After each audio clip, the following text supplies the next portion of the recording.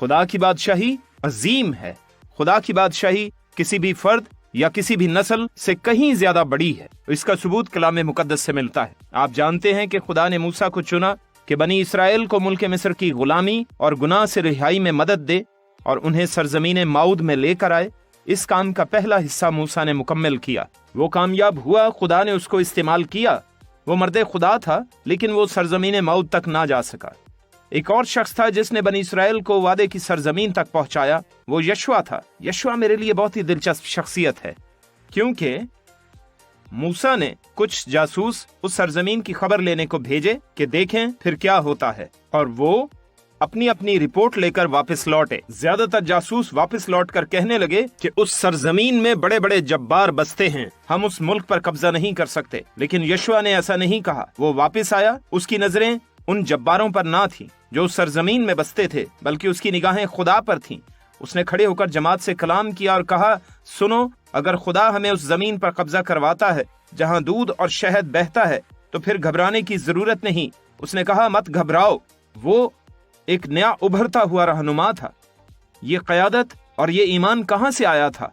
آپ خروج 33ویں باب میں اس کا جواب دیکھ سکتے ہیں. موسیٰ کے پاس ایک ایسا مقام تھا جہاں وہ جا کر خدا سے ملاقات کیا کرتا تھا، جس کا نام خیمہ اجتماع تھا، اور وہاں خدا بھی اس سے ملا کرتا.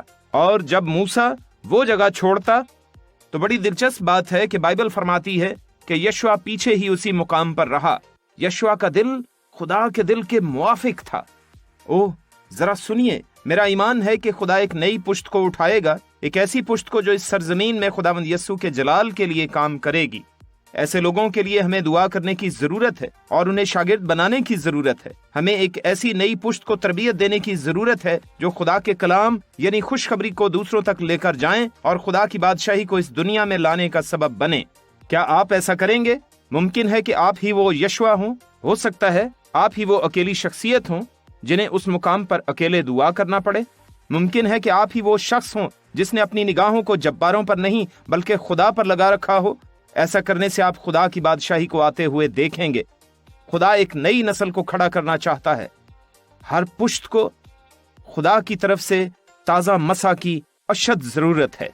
کیا آپ خدا کو موقع دیں گے کہ وہ آپ کو ویسی شخصیت بنائے جو اس پشت کو یسوع کے پاس لانے کا وسیلہ بنے؟